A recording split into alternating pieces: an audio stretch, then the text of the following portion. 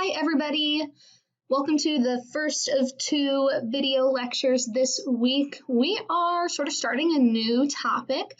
We are going to focus this week and next week on gases. Next week we're going to bring in the stoichiometry, but this week we're mostly just going to focus on the basics, the early gas laws. We're going to take a little bit of a break from stoichiometry, which I know you're all very excited about. So let's sort of recap some of the things that we already know about gases. Earlier first semester, a million years ago, we learned about kinetic molecular theory, which has a couple of statements that have to do with how gases behave. We know that gases consist of submicroscopic particles, so atoms, so really tiny particles. And because these particles are so small, they're always going to be relatively far apart from each other because they just don't take up that much space and they're always moving quickly and randomly. So those particles are usually pretty far away from each other. And then the third thing, like I just said, these particles move randomly and they have an average kinetic energy proportional to the temperature. So what does that part mean? Well, we know that kinetic energy is energy of motion, right? Kinetic means motion. So the average kinetic energy or the average motion of these particles is proportional or related to the temperature. So what I mean here is if it's a high temperature, those particles are moving faster. If the particles are moving slower, that's a lower temperature. The last thing that kinetic molecular theory sort of tells us is that gases will completely fill their containers. So if you have an empty Tupperware or an empty water bottle, it's not technically empty, it's completely full of air, maybe some sort of gas. So that's what I tell people all the time. They're like, oh, the glass is half full or the glass is half empty. No, technically the glass is always full, half full of whatever, drink it is, and half full of air. So, logic. So gases completely fill those containers, and those gases can be easily compressed or expanded. Think about a water bottle, you squeeze the water bottle, and you can compress the air particles in there. But we can also quantitatively describe gas behavior. So these four things at the top here, this is qualitative. We remember that qualitative means observations based on the qualities. So no numbers. Quantitative means numbers. No, that is not a hashtag. That is a number sign. So we're talking numbers here. We can talk about gases using volume, temperature, pressure, number of particles. And these are all things that we can have valuable data with, right? Volume, liters, temperature, degrees Celsius, pressure. Do we remember our pressure units from first semester? If not, we'll talk about them. And then obviously moles. These are things that we can put numbers to. So let's talk about how we are going to put numbers to these systems. You'll see here, what I have is a pool table on the left, pool table, and this is sort of like, this is the analogy that I want you to just bear with me on for a minute. So the size of the pool table, that's going to be like container size, volume. These are just very basic level definitions of these four variables. So boundary, maybe that's from a water bottle or a glass box or whatever. So the container size is the volume. Then the number of pool balls that there are, that's the moles or amount, okay? Then the motion of the balls, so that's what we see here and here, right? You see how there's little tails sort of behind these particles or arrows here showing the direction of motion. It's showing that these particles are moving. So that's going to be temperature. And then collisions or impact is pressure. We know that when we play pool, even if you've never played pool, hopefully you know this, like the balls will hit the walls, they'll hit other balls, they'll all over. Those collisions is what we're going to think of for pressure, okay? So let's break down these four variables a little bit more. Let's start with volume. All right, I said the volume is the container size. The Scientific definition is the amount of space a gas takes up or in which a gas is enclosed. Now we know we're talking just about gases for this unit. We're not going to talk about liquids or solids. We're literally just talking about gases. So the volume of a gas is the amount of space the gas takes up or in which that gas is enclosed. Now we have two types of volumes. We have fixed or rigid, and then we have flexible. And that talks about the containers. So it's not really two types of volume, but it's two types of containers. We can have fixed volume containers, so that would be like a glass jar. And then a flexible container might be a balloon, right? We can blow up a balloon, we can make it bigger or smaller, but we cannot change the volume of the glass jar. So we've got fixed or rigid, and then we have flexible.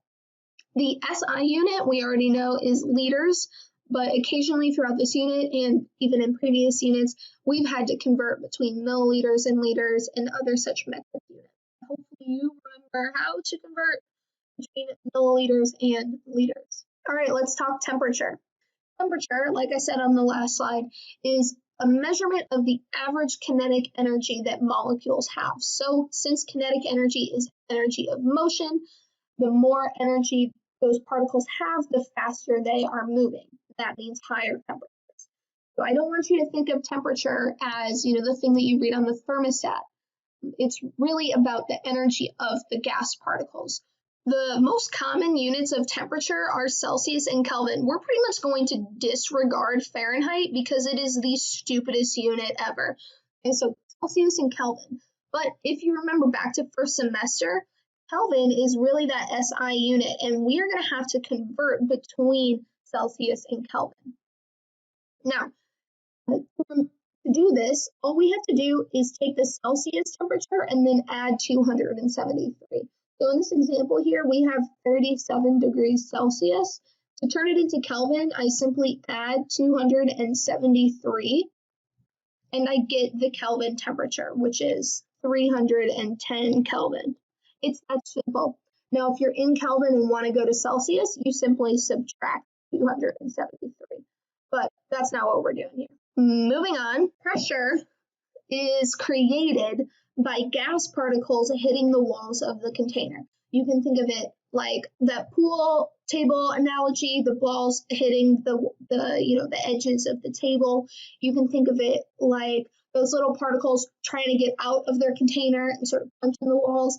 But really, it's pressure is exerted by the particles when they hit the walls of the container. The common units of pressure we talked about last semester, atmospheres, kPa, which stands for kilopascals. Then there's mm, so millimeters, Hg, which is the chemical symbol for mercury. So mmHg is millimeters of mercury. And there's psi, pounds per square inch. This is the American unit here, psi. The SI unit is atmospheres. But you also see a lot of stuff on weather apps use millimeters of mercury or inches of mercury. So last semester I gave you all these conversion factors. You might want to write those down again because in the problems that we're going to talk about today, you will have to convert between these units. But here's an example for you. If I have 725.0 millimeters of mercury, and I want to know how many psi that is, I'm just going to set up a conversion factor like we've done a million times. The unit that we want to cancel out of goes on the bottom, so that's the 760 millimeters of mercury, and the unit that I want to go to goes on the top, so that's the 14.7 psi. Then you just multiply across the top and divide by the bottom. This is just a normal conversion that we did a million years ago, and we have since perfected. So the answer here is 14.02 psi. And that's how you do these pressure conversions. We're not going to do a bunch of those because it's pretty straightforward. But so I go, now that we have this idea of what these three main variables are, the last variable is number of moles, and I feel like we've been focusing on that for 3 weeks, so I probably don't have to go into it right now. So pressure, volume, temperature, let's talk about how these are all related. scientists in the 1800s and on were really focused on gas behavior and how to quantify it, right? How to measure it, how to talk about how one thing relates to another thing. And there was a guy, Robert Boyle, who developed a law. And his law looks at how pressure and volume are related to each other. And in his experiments, he tried to keep temperature and the amount of gas constant so that he could really just look at pressure and volume. So he tried to get rid of those extra variables. And this law states, Boyle's law, that if the volume of a system decreases, the pressure will increase. Or if the volume increases, the pressure will decrease. Now, why does that happen? As you can see in the diagram here on the left side, we've got a 1 liter volume, which is larger than the 0.5 liters on the right.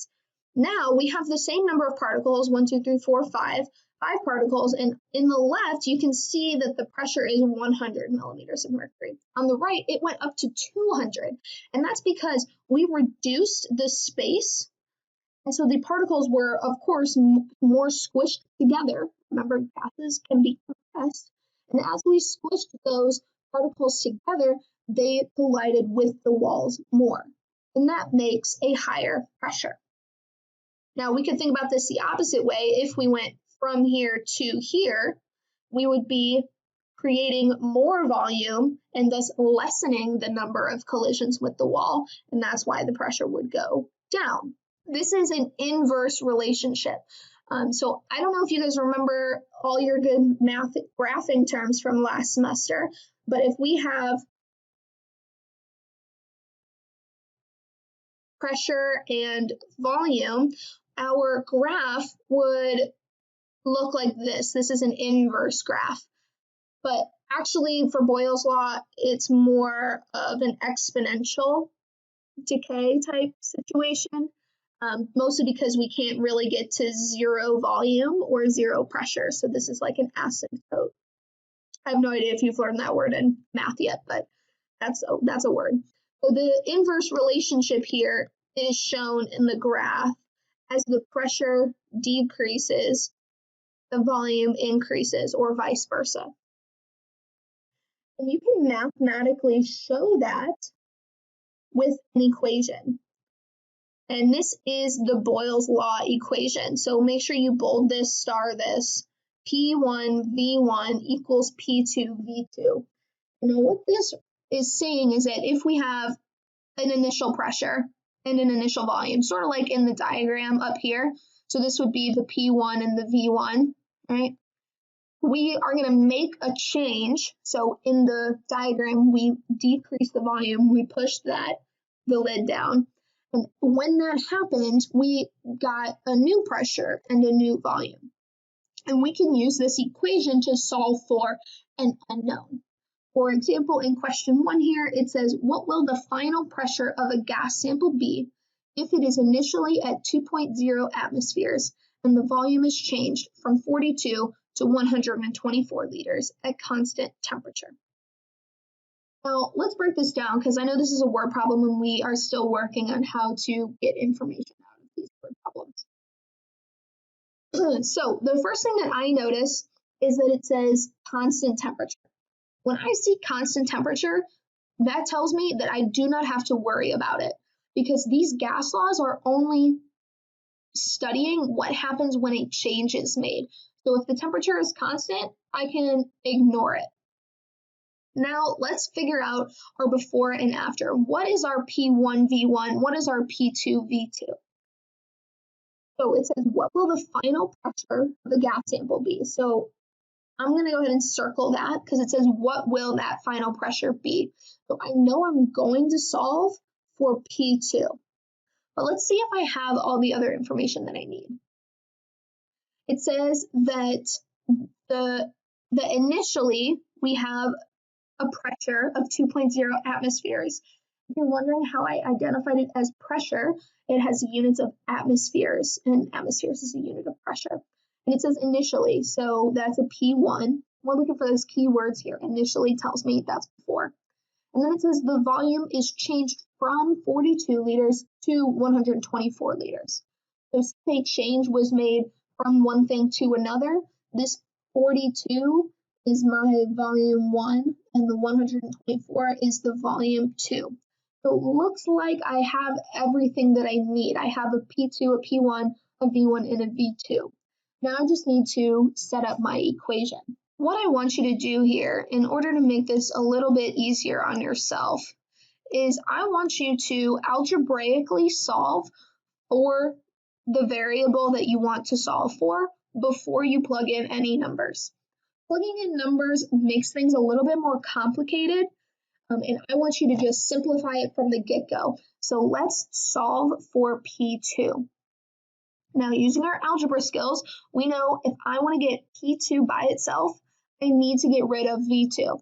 And in order to get rid of V2, I'm going to have to divide. Once I do that, on the right-hand side, the V2s cancel out, which is perfect because I need them to cancel out. And I'm left with P2 equals P1 V1 over V2.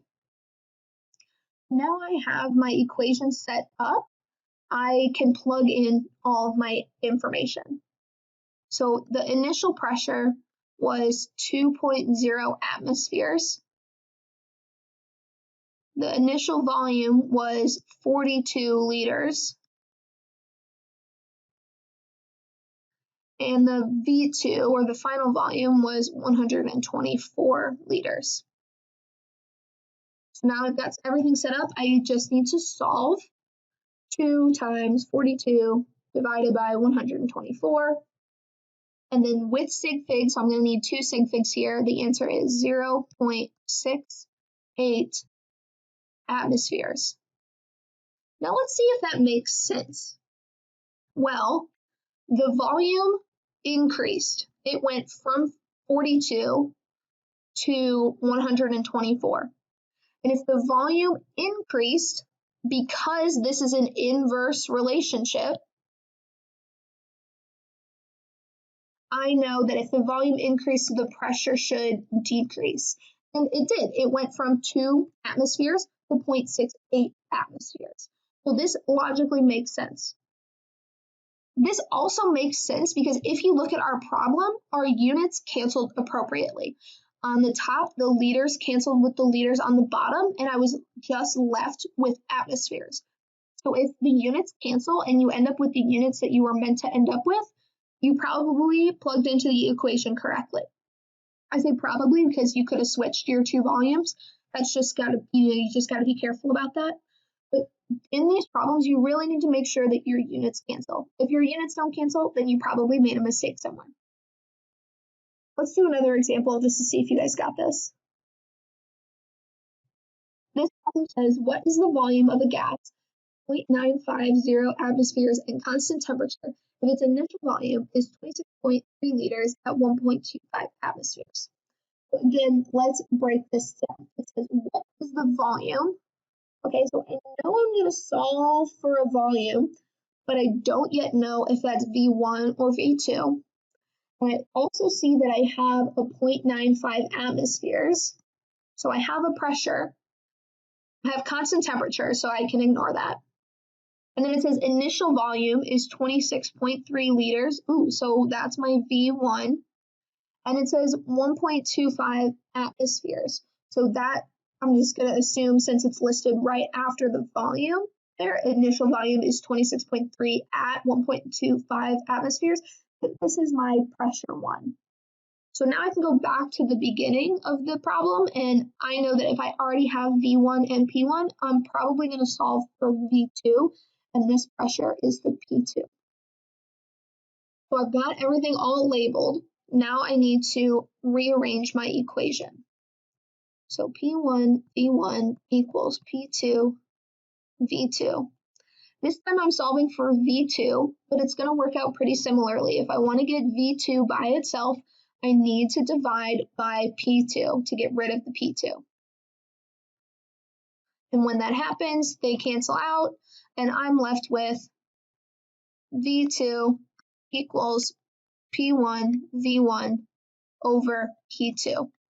This is a crucial step, and you do need to show this when you show your work. This is part of the showing work, okay? Once we've got our equation, we simply need to plug in all of our information. P1 is 1.25 atmospheres. V1 is 26.3 liters. And P2 is 0.950 atmospheres.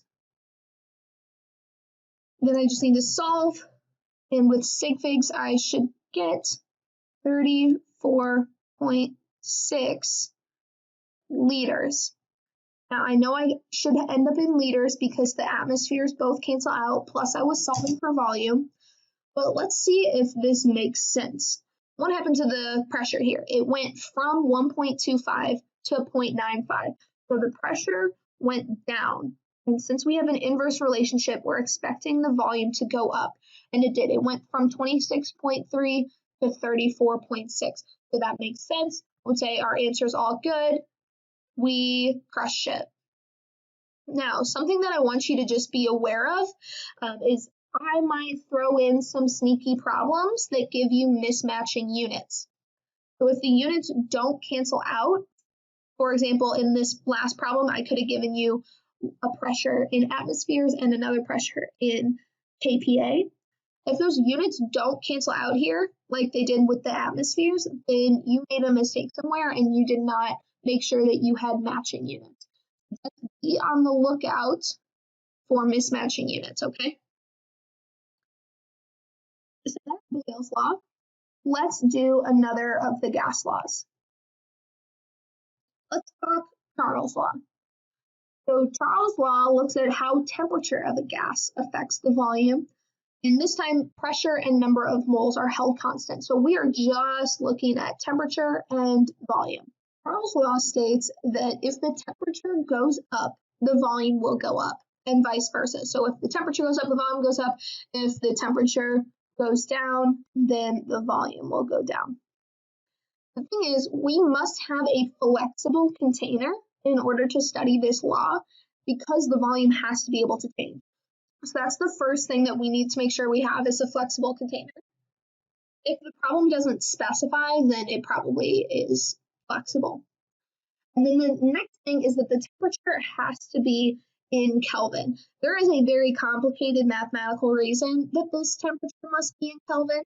We are just focusing on how particles move, and Kelvin is the best scale for determining how particles move. Celsius is based on the freezing point and boiling point of water. So everything needs to be in Kelvin, and by everything I mean the temperatures need to be in Kelvin. How does the temperature changing affect the volume? Why do we see what we see here? Well, in my diagram on the right side of your screen here, you see that on the left I have a small flame, so I'm going to assume lower temperatures. And on the right, I have a big flame, so I'm going to assume bigger temperatures, right? Now, as the temperature increases, the particles move faster. And if the particles are moving faster, then they push on the walls of their container. And since the container is flexible, in this case, we have a little lid that can be pushed up or down, the walls will move out. So as we increase the temperature, the particles moving faster, like get me out, and they're pushing on the walls of their container, like you would push on the walls of your container if you were, I don't know, buried alive or something. I don't know, I've just been watching a lot of Criminal Minds. So the walls move out, the volume increases as the temperature increases. The opposite happens when the temperature or the volume is decreased. If the temperature is decreased, so we go this way, then the particles aren't moving as fast, and we have to keep the pressure constant, so the volume must decrease in order to keep the pressure constant, or in order to keep the number of collisions the same. And this is a direct relationship. So a direct relationship means that as one goes up, the other one goes up. So we've got volume, we've got temperature. As the temperature increases, the volume increases, and this is a direct relationship. Now, of course, There's a mathematical way to describe this direct relationship. Here is the equation. Now, in Boyle's law, we saw P1 V1 equals P2 V2, and that was inverse. You'll notice that since they are multiplied together, we have an inverse relationship. But in Charles's law, we have a direct relationship, which is actually a division. In order for the fraction to remain the same, right, if you have 2 over 2 equals, 3 over 3, you have to, if you increase this number to say 3, you would also have to increase this number to 3 in order for the equality to continue to make sense. So that's why division is a direct relationship. So let's see how we can use that formula. Question 1 says a sample of gas at 35 degrees Celsius has a volume of 2.0 liters. If the gas is cooled to 12 degrees Celsius, what is the final volume? Now, what I need you to do here is immediately, anytime you see degrees Celsius, I need you to convert it to Kelvin. Don't even think. You see degrees Celsius, you convert it to Kelvin. So we take this 35.0 and we add 273 and we get 308 Kelvin for this temperature. And then we do the same thing with the other temperature. It says 12 degrees Celsius. We are going to add 273, so we're going to get 285 Kelvin. Now we can go back through the problem and sort of figure out what's our V1, V2, P1, etc. So we have a sample of gas at 35 degrees Celsius and a volume of 2. It says if the gas is cooled, what is the final volume? So what I'm reading this as is this is all the final and everything before that is the initial. So this 308 Kelvin is my T1 and the volume of 2.0 liters is my V1. Then the gas is cooled to 285 Kelvin, so that's my T2. And it looks like I'm going to be solving for V2.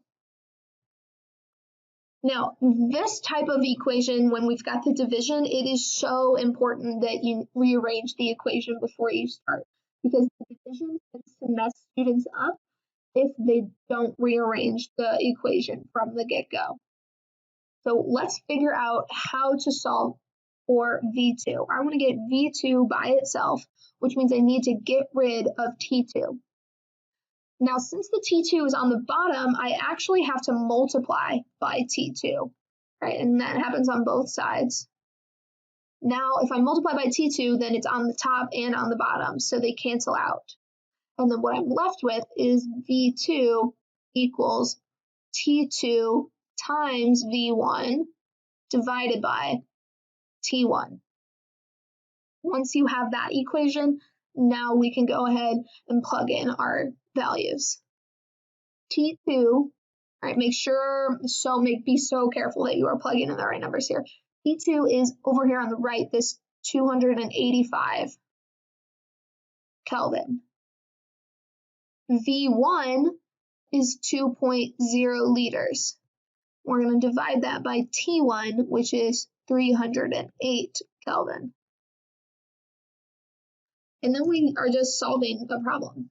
When we solve and use sig figs, turns out we've got 1.9 liters. So let's double check that this makes sense. Well, the kelvins cancel each other out, so that's good. The temperature went from 308 to 285, so the temperature went down. And what happened to the volume? Well, it went from 2 liters to 1.9 liters, so the volume also went down, which tracks with our direct relationship. So I am comfortable in saying that this is the correct answer. Let's do another one. 5 liters of a gas is collected at 22 degrees Celsius. Oh, I see a degree Celsius. I'm just going to do right now. Plus 173 Kelvin equals 295 Kelvin, okay? And when the temperature is changed to standard temperature, what happens to the volume? Okay, what do we know? What do we know? What do we know? Well, we have a change that occurs over here. So if the change occurs in that second half of the sentence, I'm going to assume that this temperature, this standard temperature. What is standard temperature? Oh, you guys know STP, right? Standard temperature and pressure. Standard temperature and pressure is 273 Kelvin and 1 atmosphere. This is important. If you do not know this, write it down. So our temperature, our standard temperature here is our T2 because the temperature was changed to this. So it's 273 Kelvin, which means this 295 Kelvin is our T1. That also means that our 5 liters is our V1. And again, we are going to find out what happens to the volume, so our V2. So I'm just going to copy the work from right here where we already solved for V2. If you want to work that out algebraically, go ahead. But from the previous problem, I know that V2 equals T2 times V1 divided by T1. And now I'm just going to plug in my numbers. So T2 is 273 Kelvin. V1 is 5.00 liters. And T1 is 295 Kelvin. And to calculate or to solve, once I solve and use sig figs, I get 4.63 liters. Now we just need to double check that everything looks good. The kelvins canceled out. I'm left with liters, which makes sense because I'm solving for volume. But does the relationship make sense? Well, what happened to the temperature? It went from 295 to 273. So the temperature went down. So we are expecting the volume to go down, and it did. It went from 5 to 4.63. So I would say, yes, this is the answer. Again, you are going to want to watch out for matching units and making sure that your temperatures are in Kelvin. I can be kind of sneaky on that worksheet that I gave you. So the first worksheet that you have is just Boyle's law and Charles' law. So give that worksheet a stab, and then I'll see you back here for part 2 of gas laws.